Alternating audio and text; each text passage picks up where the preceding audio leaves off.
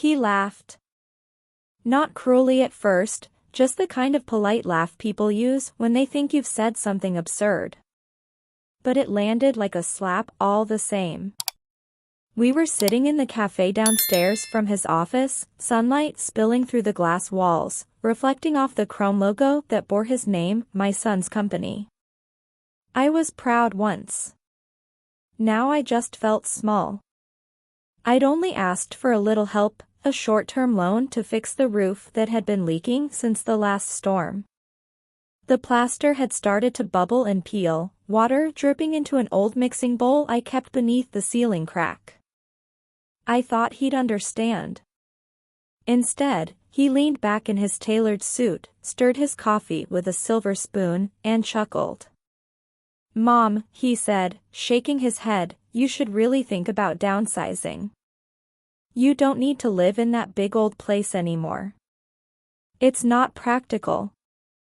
Downsizing. That was his solution, not help, not care, just the suggestion that I shrink myself again. I stared at him for a moment, taking in the expensive watch on his wrist, the smooth confidence that came from never having to worry about how bills get paid. The same confidence I'd worked half my life to give him. Around us, his employees moved quietly, pretending not to look, but I saw the glances. The pity. The kind you give someone you think is past their time. I smiled faintly, the way mothers do when they're trying not to embarrass their children. "Of course," I said softly. "You're probably right." He nodded, satisfied, already glancing at his phone. A notification pinged, and he laughed again, the sound bouncing off the glass walls, effortless, young, untouchable. I sat there holding my cup with both hands, trying not to notice how badly they trembled. The ceramic felt warm against my palms, the only warmth I'd felt in that room. He didn't ask how I was getting home. He didn't even stand when I left. Just said, "Take care, Mom," like he was signing off a quick email to a client he'd long forgotten. Outside, the air hit me cold and clean. I stood there on the sidewalk, staring up at the building that stretched into the sky, his name engraved across its face in shining metal. My son's building. That's what everyone called it.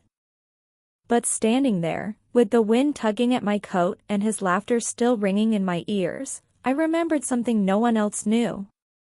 It wasn't his name on the property deed. It was mine.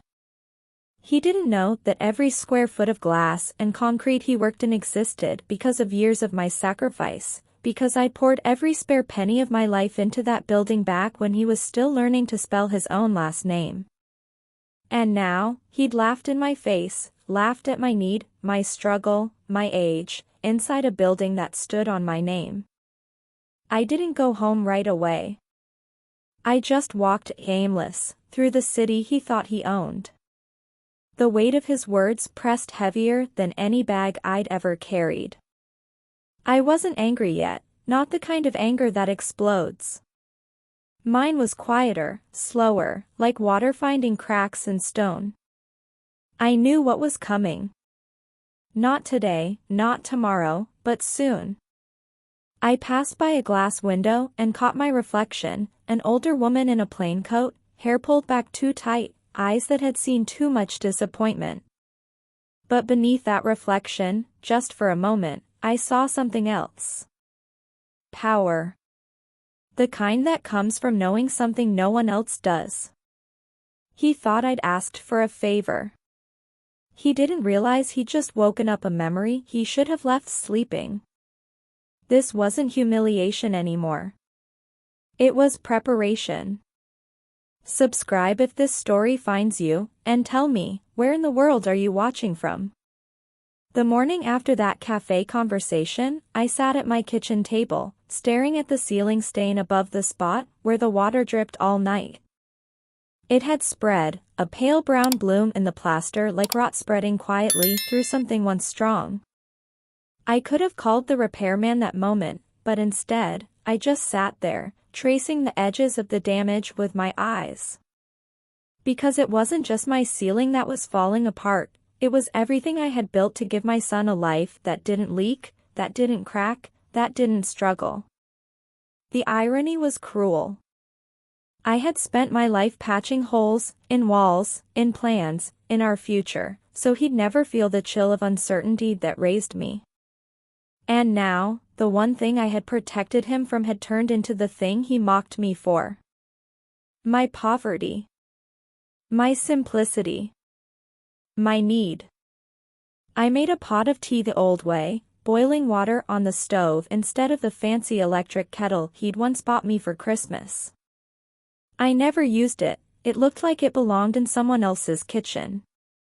Someone modern, polished, not me. The steam curled around my face as I poured the water into a chipped mug that had been mine since the first apartment. That apartment had one bedroom, cracked linoleum floors, and a leaky faucet that never stopped dripping. He was 6 when we lived there. I used to tell him the sound of the faucet was rain, just so he could sleep. Back then, we shared everything. One blanket in winter. One dream between us, that he'd never have to live like I did. Every night, when I'd get home from cleaning offices, I'd check his homework, reheat leftovers, and look at the bills stacked on the counter like silent judges. Some nights I cried after he went to bed. Some nights I didn't even have the energy to. But I always kept going. The first time I ever bought a building, I didn't even know what that meant. I was 38, working 2 jobs, mornings at a clinic, nights cleaning a warehouse, when I overheard 2 men talking about a property auction. It was a small, half-burned office block on the edge of downtown. They said it wasn't worth saving. I don't know why, but something inside me wanted it. Maybe because I was tired of cleaning buildings that belonged to everyone but me. Maybe because I needed to own something no one could take away. I scraped every cent I could. Sold jewelry. Cashed in an old life insurance policy from his father. I remember signing those papers in a government office that smelled like damp paper and old coffee. The clerk looked at me like I didn't belong there. Maybe I didn't. But I walked out of that office a landlord, a word that didn't sound real in my mouth then. That building became my second job. I spent weekends painting walls, fixing leaks, hiring tenants who could barely pay rent but always left the place cleaner than they found it. I didn't tell my son much. He was too young to understand why I was always tired. I just told him that someday, all this would mean something. And it did. When he turned 16, I bought him his first computer. When he turned 21, I paid his tuition deposit before his scholarship kicked in. When he graduated, I used the rent money from that same building to help him start his first business, a small logistics firm he dreamed would change the industry. I didn't understand the industry, but I understood dreams. And I believed in his. He used to call me every week back then. "Mom, you're the reason I'm here," he'd say. I used to cry after those calls. The good kind of tears, the kind that make you feel full. I thought we'd made it. I thought the sacrifice had been worth it. Then success changed his voice. It started with tone. A little sharper. A little more distant.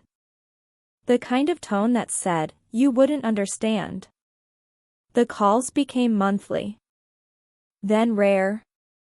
Then only when he needed something signed or notarized. I watched him trade humility for confidence, then confidence for arrogance. But I stayed proud, because mothers are conditioned to see arrogance as achievement when it comes from their sons. The first time I visited his new office, my building, I remember feeling proud. There was a marble reception desk, glossy floors, and a sign with his company's name in brushed gold letters. People looked at me differently there. Some thought I was a client, others assumed I was staff. No one guessed I was the woman who owned the ground beneath their feet. I didn't correct them. I just smiled, like always. The manager offered me coffee. I said yes. As I waited, I caught my son's voice echoing from his corner office. Confident, commanding, magnetic. The sound of a man who'd never known hunger. He came out, saw me, smiled, a quick smile, distracted. "Hey, Mom. You should have told me you were coming."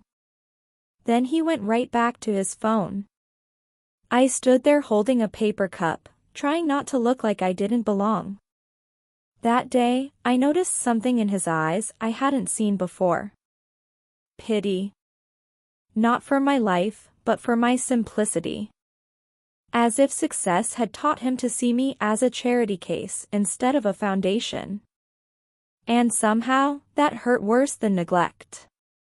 That night, I opened my old lockbox and found the original deed. The one that said Margaret Ellison in faded ink. Mine. Paid in full. I ran my fingers over the embossed seal. I could still remember the day I made the final payment. I was 48, working part-time by then, sitting in a bank lobby that smelled like floor polish and ambition. When the teller slid the papers across the desk, I almost didn't believe it. Debt-free. A building that no one could take from me. My security. My reward. My proof that I had done something lasting in this world. And now, that very symbol of sacrifice was the stage for my humiliation. I thought about all those nights I went without new clothes, without vacations, without rest, so that one day my son could sit in an office with his name on the door. I'd spent years building the ground beneath him, but he'd built walls between us instead. I remember my sister once telling me, "You give too much, Margaret. One day he'll forget what it cost you." I laughed then. I said, "A son doesn't forget his mother." I was wrong. What he forgot wasn't my face or my name. What he forgot was my story. The years when I scrubbed floors while he slept, the times I skipped dinner so he could have seconds, the moments I pretended I wasn't tired so he wouldn't feel guilty. He forgot the price of comfort, because I paid it quietly. The more I thought about it, the less sad I felt and the more something else took its place. A stillness. A certainty. The kind that comes when you realize you don't need to prove your worth to anyone, not even your own child. He had wealth because I'd given him freedom. I had freedom because I'd earned ownership. We just measured it differently. I reached for my phone. I scrolled through his old messages, short, clipped, filled with business jargon. "Can you send that file? Need your signature. Thanks. No warmth. No, love you. No, how are you?" I deleted them all. Then I went back to my email and opened an old message from my property manager. The subject line read, "Lease renewal, Ellison Holdings." I hadn't replied yet. The renewal date was next month. I stared at it for a long moment, the words blurring slightly as the faintest smile tugged at the corner of my mouth. He thought I was powerless. He thought I was someone who needed him. But I was the one who'd been holding his roof over his head all along. That realization settled deep in my bones, heavier than anger, lighter than relief. It felt like truth. I stood up, closed my old notebook of bills, and folded the deed neatly inside a file labeled personal. It wasn't revenge I felt forming, not yet. It was awareness. A woman's quiet understanding that sometimes, the only way to teach someone gratitude is to take back the ground they stand on. I looked once more at the ceiling stain. The water had stopped dripping. The air smelled faintly of plaster dust and tea. I smiled. Some leaks don't need fixing. Some need to remind you of what you've built and what you're about to reclaim. The invitation came in a gold envelope. Heavy, glossy, embossed with his company logo as if it were a royal crest. Ellison Innovations Annual Celebration Dinner. Inside was a short note in his assistant's handwriting, not his. Your presence would mean a lot to Daniel. Formal attire requested. I stared at that line for a long time. Your presence would mean a lot. Not he wants you there. Not he asked me to invite you. Just a polite formality, something to check off the list so no one could accuse him of forgetting his mother. I almost threw it away. But something in me needed to see the full picture before I decided how to tear it down. The night of the dinner, I ironed my old navy blue dress. It wasn't new, but it was elegant, the same one I wore when he got his first award. I remember standing in the crowd that day, watching him speak, pride swelling in my chest until it hurt. I thought that feeling was love, maybe it was blindness. The banquet was held at the Grand Marlowe Hotel, a place I'd only seen from the outside when I used to clean offices nearby. The chandelier light spilled through the lobby like champagne, and every surface seemed to glow with wealth. The valets opened car doors for women half my age wearing gowns that cost more than my first car. I walked through the glass doors, clutching my small black purse, feeling the familiar weight of invisibility drape over my shoulders like a shawl. Inside, the air smelled of perfume, roasted meat, and money. Laughter rippled through the crowd. I spotted him across the room almost instantly, Daniel, my son, in a tailored black suit, shaking hands, smiling that confident smile that had once been mine when I believed the world still had room for kindness. He looked so much like his father, charming, composed, unshakable. Only now, the warmth was gone. When he finally saw me, his expression flickered, not joy, not surprise, just calculation. He walked over, arms outstretched. Mom. You made it. Of course, I said, forcing a smile. You invited me. He nodded quickly, glancing around as if hoping no one had noticed I was there. Good, good. Let me have someone find your seat. A woman with a clipboard appeared. Mrs. Ellison? You're at table 14, right this way.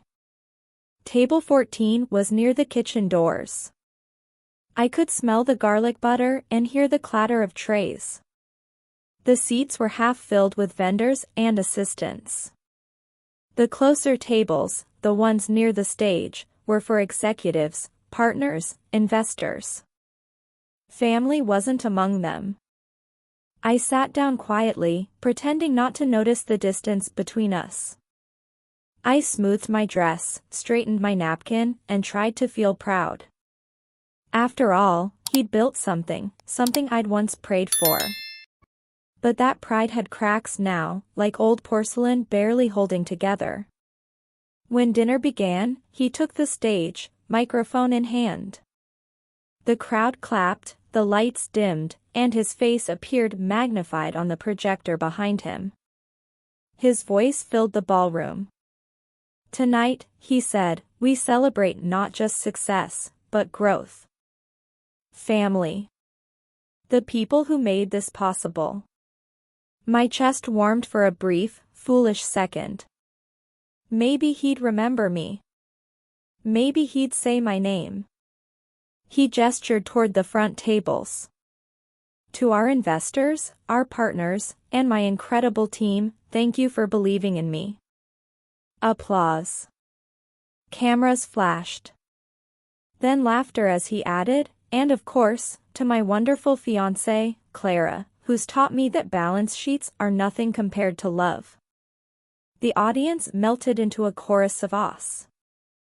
I clapped too, but slowly. My hands felt heavy. My name never came. He moved on to jokes, stories about his first office, the struggles of running a startup, the sleepless nights. I remember eating instant noodles and dreaming of this day, he said. My father would be proud. My throat tightened. Your father? The man who left us before your 10th birthday? The man whose debts I paid off so you could go to college? I stared at him under the golden light, and for the first time, I didn't recognize him. A waiter brushed past my chair, whispering to another server, "That's his mom, right? The one in the corner?" The other nodded, eyes wide. Yeah. Heard she's kind of old school. Doesn't fit the image. Doesn't fit the image. That line hit harder than the laughter ever could. Because it wasn't just the image of the company I didn't fit into, it was his life. The one I had built. When dessert was served, he came around to greet the lower tables. I stood when he reached ours. You did well tonight, I said quietly. He smiled like someone indulging a stranger. Thanks, Mom. You enjoying yourself? Yes, I lied. It's lovely. One of the executives nearby chuckled. Daniel, I didn't know your mother was such a good sport. She sat back here all night without complaining. The table laughed. My son didn't. He just smiled politely and moved on. That was the moment.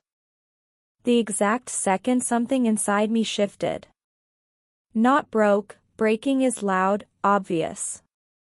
This was quieter, like a lock turning. A boundary closing.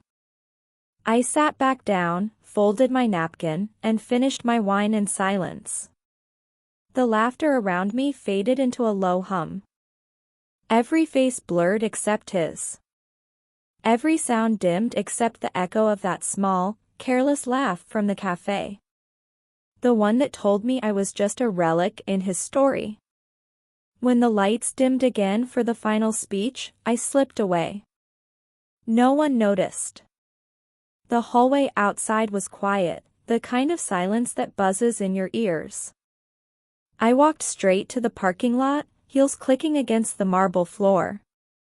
I didn't drive home. I drove to my office instead, the property management company that handled my tenants. The building was dark, but I had a key. Inside, the air smelled like dust and old paper. I sat at my desk, turned on the small lamp, and opened my file drawer. Lease agreement, Ellison Innovations. I ran my finger over the signature line. My name. His company's name. The renewal clause. The rent amount. I remembered lowering the rate 2 years ago to help him expand. I remembered his words, "You're the best, Mom. I'll never forget this." He forgot. The new market rate was nearly triple what he paid. It would crush most businesses, but not his. He could afford it. It would just sting, exactly where it needed to. I didn't decide everything that night. I didn't have to. I just knew something had ended. The illusion of being the grateful mother who stays quiet in the corner. The idea that kindness is permanent currency. I left the office as dawn began to rise, the city still half asleep. My reflection followed me in the glass doors, tired eyes, strong spine, a softness hardening into steel. For the first time in years, I didn't feel like I was walking away from something. I felt like I was walking toward it. And for once, he wouldn't see me coming. The following Monday began like any other, except for one small difference. I woke up without that familiar ache in my chest. For the first time in years, I didn't feel powerless. I felt purposeful. I made my coffee, black, strong, and opened the folder that had slept in the bottom drawer of my desk for too long. Inside were copies of every document tied to that building, tax statements, lease agreements, payment receipts, insurance renewals. The proof of my lifetime disguised as paper. The morning light hit the edge of the papers and glowed faintly, as if even the sun understood what was about to change. I called my property manager first. "Good morning, this is Margaret Ellison," I said, my voice calm, practiced. "I'd like to discuss a lease adjustment for the Ellison Innovations property." There was a pause on the other end. "Of course, Mrs. Ellison," the woman said, her tone respectful but hesitant. "Would you like to schedule a meeting?" "No," I replied. "Just follow my email. I'll send the new terms in writing." By the time I hung up, I already had the draft open. New rental rate, adjusted to market value. Renewal date, revised. Termination clause, immediate if payment delayed. The language was polite, professional, absolute. Every line written not in anger but in finality. I reread it once, then pressed send. It was done. 2 hours later, the first ripple reached my son's office. His finance manager called me, voice tight with panic.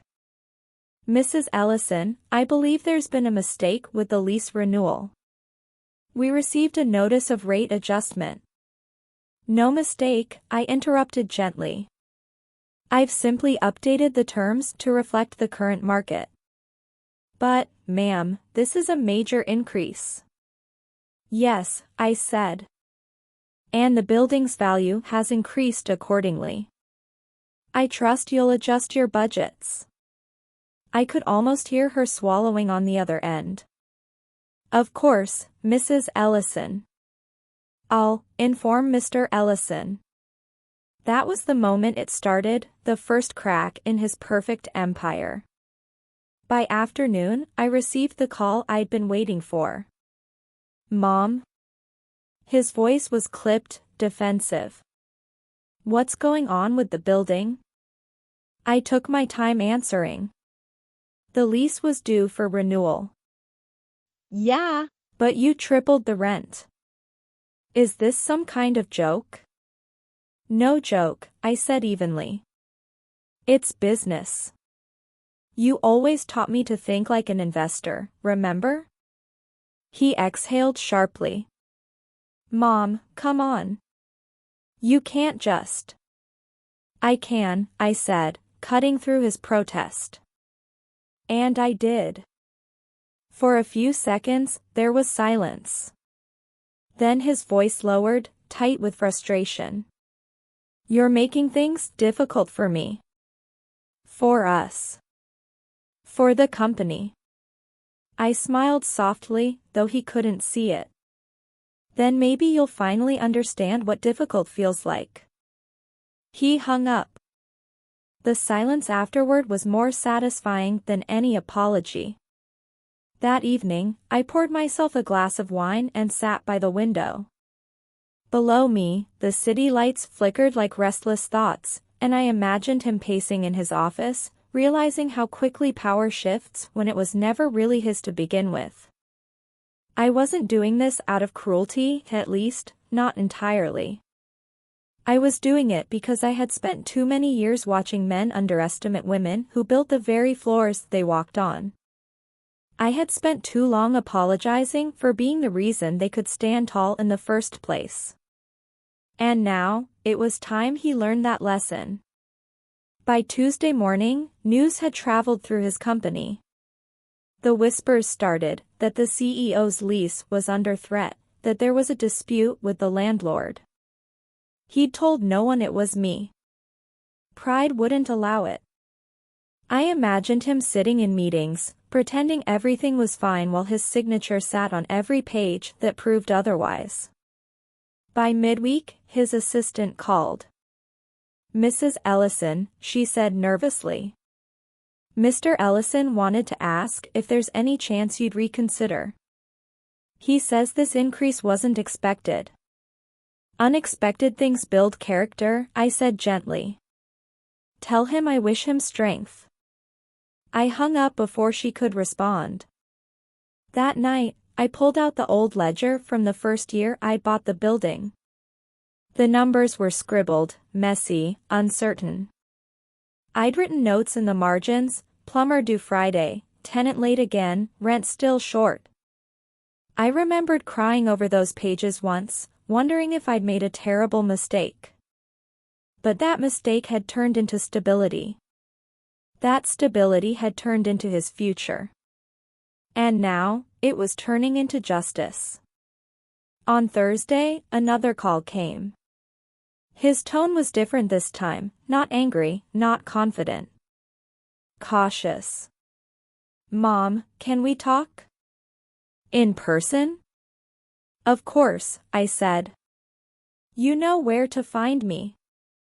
He arrived that evening. Same car, same watch, but his posture was smaller. The first thing he did when he came in was take off his sunglasses, as if the act itself was surrender. You really did it, he said. You're raising the rent. I nodded. Correct. Why? He asked, voice cracking between disbelief and desperation. Because I've been subsidizing your success for years, I said quietly.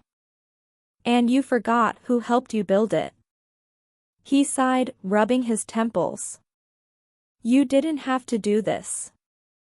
I didn't have to do a lot of things, I replied. I didn't have to work double shifts when your tuition bill came. I didn't have to give up vacations or new clothes or sleep so you could live the life you have. But I did. He looked at me for a long time, eyes darting between guilt and pride. So what do you want? Respect, I said simply. And repayment, not in money, but in memory. He didn't speak again. When he left, I closed the door gently and leaned against it, feeling the echo of the moment vibrate through me. I wasn't shaking. I wasn't crying. I was steady, the way only women who have nothing left to prove can be. That weekend, his company's accountant wired the first payment under the new lease. The notification popped up on my phone, a quiet digital ding that sounded like victory. I took a screenshot, not to brag, but to remember the exact number, $178,000. That was what dignity looked like in print. I went out that evening to celebrate by myself, a small Italian restaurant I hadn't visited in years. The owner still remembered me. Signora Ellison, he said warmly. It's been too long. Yes, I smiled, but I'm finally back. The candlelight shimmered on the table as I ate, slow and deliberate, savoring every bite. Across the restaurant, a group of executives laughed loudly, raising glasses, toasting to deals and profits. Once, I might have envied them. Now, I pitied them, because I knew what they didn't. True power doesn't come from applause. It comes from silence. From ownership. From knowing you could shatter someone's illusion and still choose calm instead of chaos. As I walked home, the night felt different. The air was cooler, sharper. The city looked smaller, manageable, as if it finally fit in the palm of my hand. I wasn't finished yet, not even close, but this was the moment I'd waited for. The first time he had to look up at me instead of down. The first time he realized the empire he'd built was balanced on my signature. If you've ever been underestimated, comment the word power, because this moment is for you. I reached home, poured another glass of wine, and stood by the window, watching the glow of his office from across town fade one light at a time. I wondered if he was still there, pacing, searching for a way to fix something he didn't even know was broken. Maybe he'd call again. Maybe he wouldn't. It didn't matter. For once, I didn't need his voice to feel alive. The silence was enough, and this time, it belonged to me. 2 weeks passed before the letter arrived. I almost didn't open it. The envelope was thin and looked like another stack of bills. But the handwriting stopped me, looping, familiar, painfully careful. It was from my late husband's lawyer. Inside was a single page, a formal update about the estate. Routine, it said. Just routine. But the second paragraph made my pulse trip. It referenced an older document, something my husband had left sealed, to be opened only after our son reached full financial independence. The timing, apparently, had come. I sat there, still as the furniture around me, holding that letter. My husband had been gone for almost 20 years. What could he possibly have to say now? The law office was in the same gray building it had always been. I still remembered its smell, dust, ink, and regret.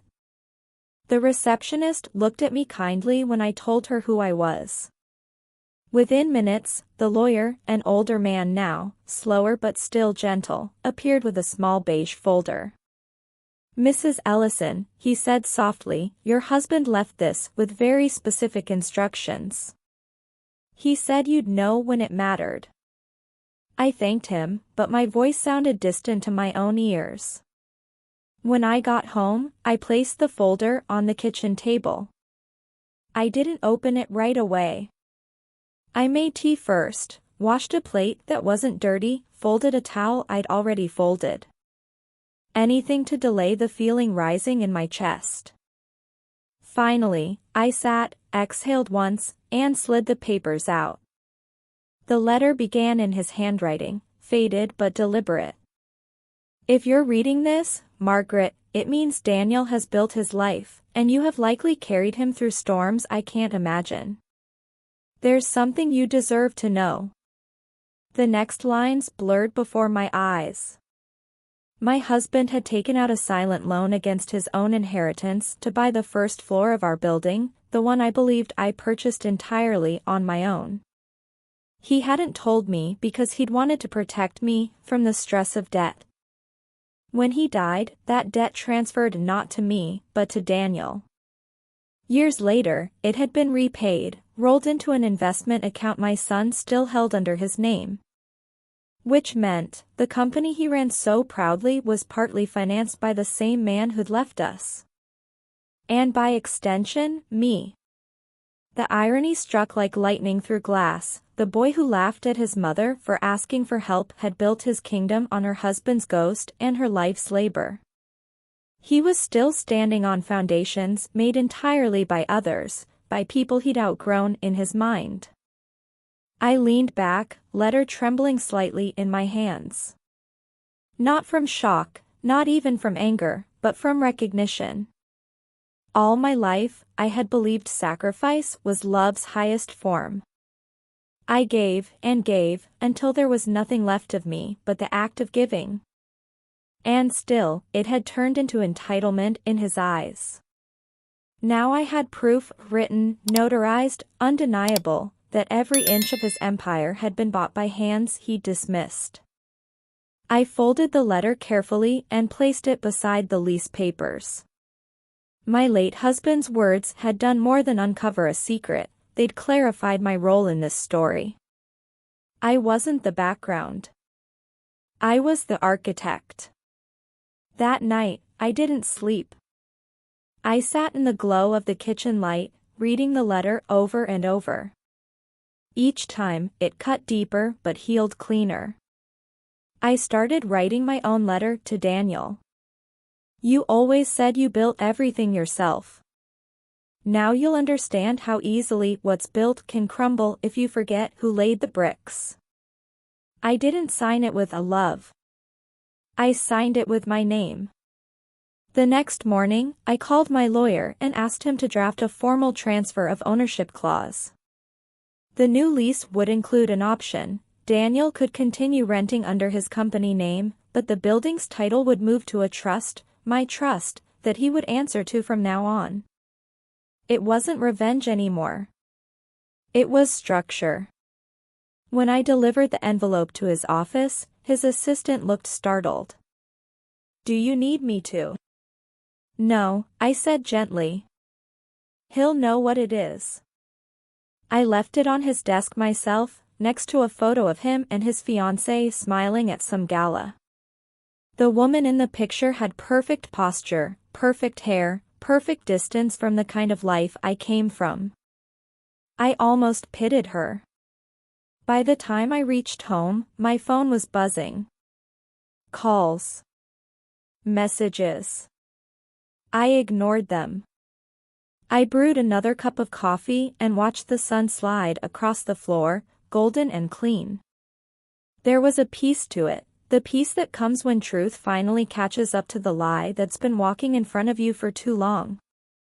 When he finally showed up at my door that evening, he didn't knock hard this time. His face was pale, eyes tired. He held the letter from his father in one hand, my new agreement in the other. "You knew," he said quietly. "I do now," I corrected. He looked at the page, then at me. "You could ruin everything." "I already built everything," I said. "Why would I ruin it? I'm just reminding it who it belongs to." He sat down at the kitchen table, the same spot where I'd once taught him to do his homework. His voice cracked. "I didn't know about the loan. I didn't know about any of it." "You didn't want to," I said softly. "That's worse." We sat in silence for a long time. Outside, the wind pressed against the window, restless. When he finally spoke again, it was barely above a whisper. "I didn't mean to hurt you." I nodded once. "I know. But meaning doesn't erase impact." He looked at me, really looked at me, for the first time in years. "What do you want from me?" I met his eyes. "I don't want anything from you. I want you to understand the cost of what you already have." He swallowed, nodded slowly, and left without another word. When the door closed, the silence didn't feel empty this time. It felt full, like justice taking shape. I turned off the lights, left only the lamp glowing, and sat down at my desk again. On the wall beside me hung an old framed quote I bought at a thrift store decades ago. I'd forgotten it until that moment. Truth never loses its voice. It just waits for the right room to echo in. Now, it had found its room. The next day, his company accountant emailed me. The subject line read, "Trust confirmation approved." Attached was the legal acknowledgement, Daniel Ellison, CEO, tenant of record, under the management of the Ellison Family Trust, owner, Margaret Ellison. I read it once. Then again. Then I smiled, not with triumph, but with peace. The truth had done what anger couldn't. It settled the score without shouting. It turned pity into proof. For years, I had been invisible. Now, my name was written in the foundation. Literally. And as I closed my laptop, I realized something simple but powerful. I didn't just reclaim my building. I reclaimed myself. The following Monday, the city woke to headlines about Ellison Innovations' unexpected restructuring. I wasn't supposed to see it, but people always forward things they think will sting. The article called it a strategic lease transition, a polite way of saying the company no longer owned the narrative, or the ground beneath its glass walls. I sipped my coffee slowly as I read, each word a strange kind of music. For once, the story didn't make me small, it made me solid. I hadn't ruined him. That was never my goal. I'd simply redrawn the border between what was his and what was mine. The world finally reflected the truth that had existed all along. My building. My name. My legacy. By noon, he was at my door again. No suit this time. No watch. No assistant waiting in the car. Just my son, hair unkempt, shoulders slouched, holding a takeout bag like a peace offering. "I brought lunch," he said quietly. It had been years since those words left his mouth. For a moment, I didn't know what to do with them. I stepped aside without speaking. The smell of food filled the kitchen, something simple, warm, familiar. Chicken soup. We sat at the table like strangers, rehearsing a scene they'd both forgotten. He pushed the container toward me, eyes on the floor. "You probably haven't eaten," he murmured. I stirred the soup with my spoon, watching the steam rise. "I always eat," I said softly. He nodded, looking embarrassed. Then, finally, he met my eyes. "I'm sorry." The words didn't sound rehearsed. They came out rough, uncertain, like he wasn't sure how to pronounce them anymore.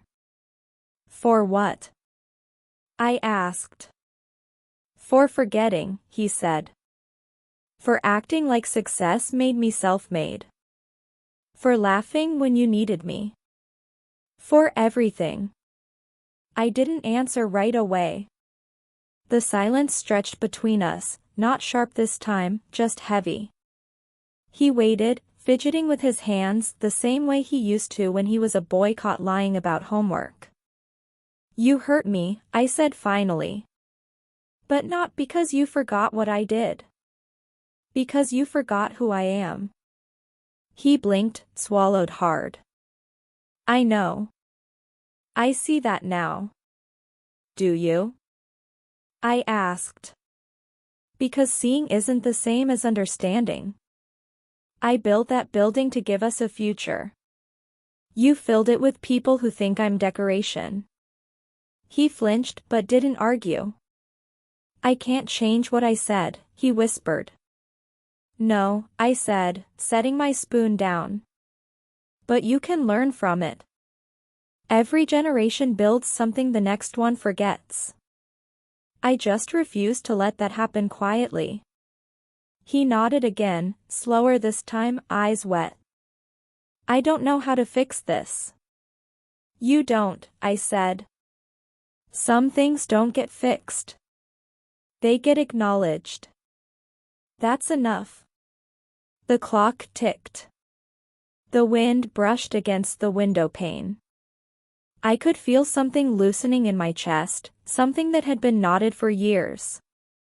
I hadn't forgiven him yet, not fully, but I could feel the weight of anger turning lighter, changing shape. He stood, looked around the house as if seeing it for the first time. "You kept everything the same," he said softly. "Yes," I replied. "Because everything else changed." He hesitated at the doorway. "Do you still want me working there?" I looked up. "You mean in my building?" He gave a faint smile, half ashamed, half grateful. "Yes. In your building. I want you to keep building something," I said. "But this time, remember the foundation." He nodded again and left quietly. The door clicked shut behind him, but this time, it didn't echo. It just ended. Cleanly. That night, I sat by the window and watched the lights of his office flicker on again. Maybe he was working late. Maybe he was thinking. Maybe for the first time, he was realizing that success isn't inheritance, it's stewardship. I turned off my lamp, let the moonlight fill the room. The air felt lighter, sweeter, full of possibility. Over the next few weeks, things shifted subtly. A new plaque appeared in the lobby of the building. Ellison Family Trust. In honor of the woman whose strength built these walls. He didn't tell me about it. I found out by accident, through a photo a former tenant sent. The inscription was short, understated, but it was the loudest apology he could have made. For years, I'd believed recognition had to come from words. But seeing my name carved into something permanent, where everyone who walked through those doors would read it, it felt like justice, quiet and beautiful. I visited the building one morning. The receptionist looked startled when I entered, as if unsure whether to stand or speak. "Good morning, Mrs. Ellison," she said quickly. "Would you like to see Mr. Ellison?" "No," I said, smiling faintly. "I'm just here to look around." The halls were gleaming. The air smelled of fresh paint and polished wood. Employees nodded politely as I passed. For once, I didn't feel out of place. I felt home. I stopped in front of the lobby wall where the plaque hung. My name shimmered faintly under the light.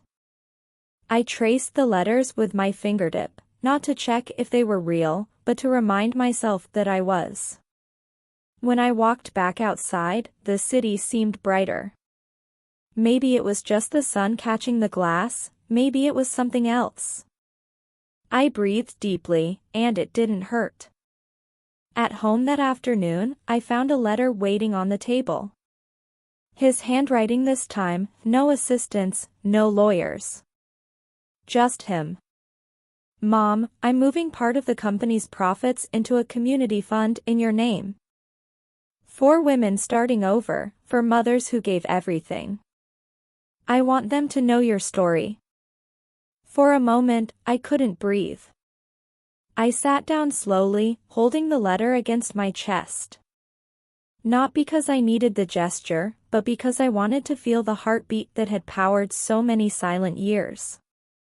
I didn't cry. I'd shed my last tear the day I realized I didn't need anyone's permission to feel worthy. But I smiled, wide, certain, steady. When the evening came, I cooked dinner for myself again. Fresh vegetables, garlic, olive oil, lemon zest. The same meal I made when I first reclaimed my kitchen from loneliness. I lit a candle and let the flame dance against the glass. Outside, the world kept moving in cars, voices, noise, but inside my home, there was peace. The kind that doesn't depend on apology. The kind that comes only when you've told the truth and survived it. Later, as I washed the dishes, I caught my reflection in the kitchen window. For the first time, I didn't see the tired woman who'd begged for recognition. I saw the one who'd taken it back. If you've ever rebuilt yourself after being overlooked, tell me in the comments, what kept you going? The next morning, the sky was pale and clean. The roofers came finally, patching the leak I'd ignored for too long. I watched them from the porch, sipping my coffee. The smell of new shingles mixed with the scent of rain that hadn't yet fallen. The stain in the ceiling would fade soon, but I almost didn't want it to. It reminded me of where the cracks had been, and how I'd learned to fill them myself. Freedom, I realized, doesn't always roar. Sometimes it just drips quietly until one day, you notice the floor beneath you is dry again. And when it is, you stand a little taller. Spring came early that year. The trees along my street bloomed before the calendar said they should, like even nature was ready to start over. I woke up one morning to the sound of birds outside my window, loud, insistent, alive. The air felt different. Lighter somehow. I made my coffee, opened the curtains wide, and stood for a moment just watching the light spill across the kitchen floor.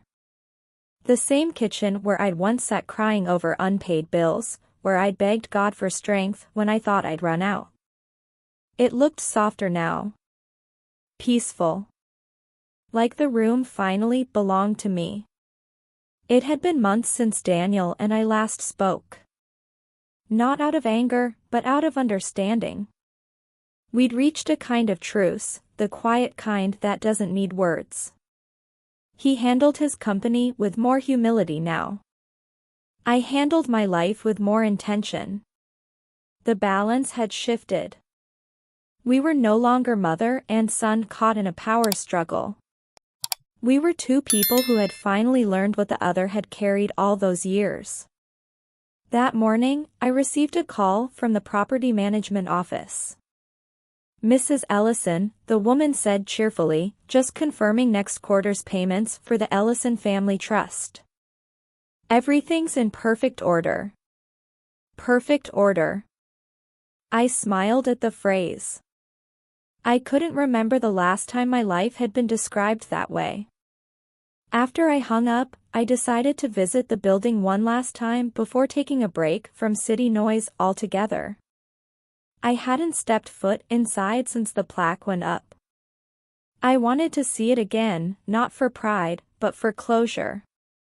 The taxi ride felt shorter this time. Maybe because the city didn't intimidate me anymore. Maybe because I finally felt like I belonged everywhere my name touched.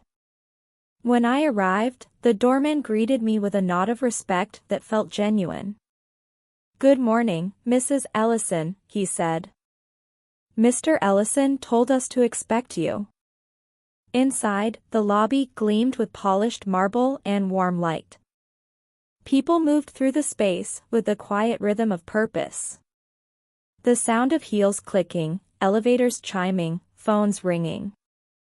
Life. My building had life.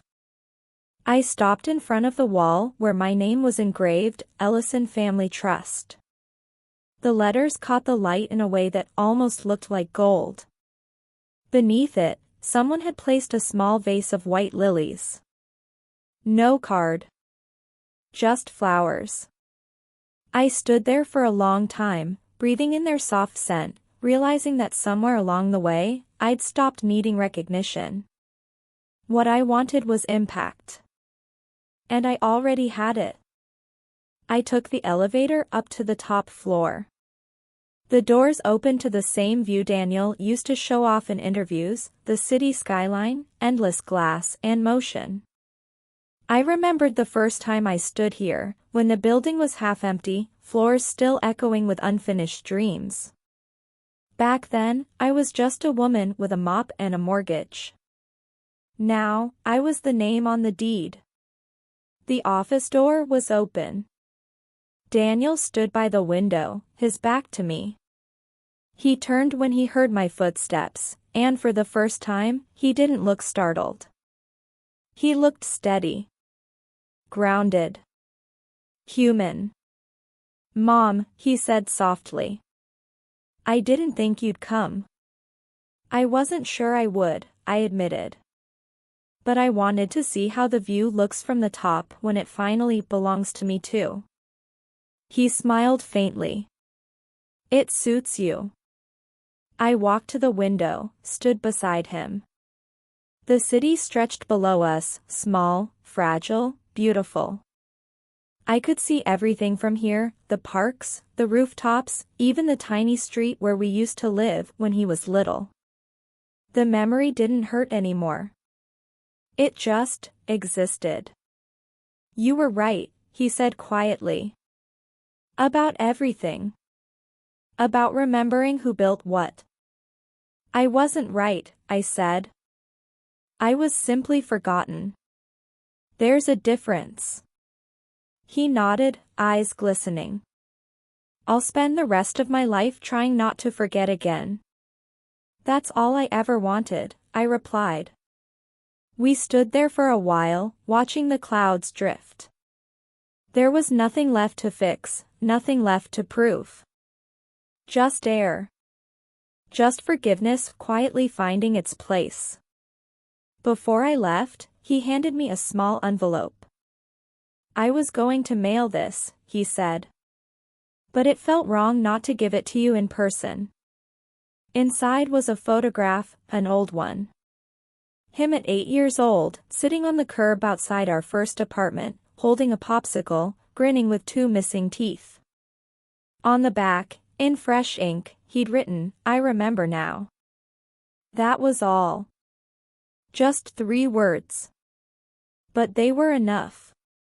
When I got home that evening, I placed the photo on my mantel beside a candle. The house was quiet, but not lonely. The kind of quiet that hums with peace instead of absence. I cooked dinner for 1, played soft jazz, and let the scent of garlic fill the room. Later that night, I sat outside on the porch with a blanket around my shoulders, watching the stars appear one by one. Somewhere in that vast sky, the same moonlight was touching the roof of the building I'd built, the office where my son now worked, the home that carried our history. Everything connected by something unseen: effort, forgiveness, time. I thought about all the women who'd lived lives like mine, mothers, workers, builders, invisible architects of other people's comfort. I thought about how many of them never got to see their own names engraved anywhere. I wanted to tell them, we are more than the things we fix for others. That night, I opened my laptop and wrote a letter to the community foundation Daniel had created in my name. I offered to fund their first mentorship program for single mothers trying to start over. Not out of pride, but out of gratitude that the story didn't end where the pain began. When I hit send, a wave of calm swept through me. The kind that feels like forgiveness dressed as freedom. The world outside was dark now, but I didn't feel small in it anymore. I felt infinite. Because once you learn that your worth doesn't need permission, you stop asking for it entirely. A week later, I hosted a dinner, my own version of celebration. Just 6 people, my neighbors, the kind ones who checked in when the roof leaked, my old coworker from the clinic, the young girl from the grocery store who always called me Miss M with a smile. We ate together under string lights in my backyard, laughter spilling into the night air. Someone asked me what the occasion was. I raised my glass. For peace, I said. For the kind you earn, not the kind you wait for. They clinked glasses. I looked around the table, realizing that family isn't always blood. Sometimes it's the people who see you clearly after everyone else looked away. After everyone left, I walked back inside, barefoot on the cool floor. The house smelled like lemon and candle wax. I stopped by the mirror, caught my reflection, gray hair, soft wrinkles, eyes that no longer looked tired but wise.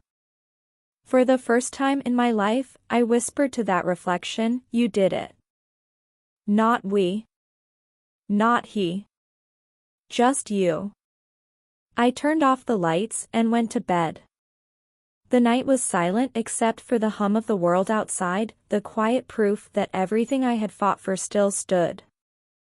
And as I closed my eyes, I thought of that first day in the cafe, of the laugh that once cut deep enough to wound. I could still hear it in my memory, but now, it didn't sting. It reminded me how far I'd come. Because sometimes, revenge isn't destruction. It's revelation. It's living so fully that the world finally sees the power it once dismissed. And as sleep took me, I smiled, the kind of smile that doesn't need witnesses.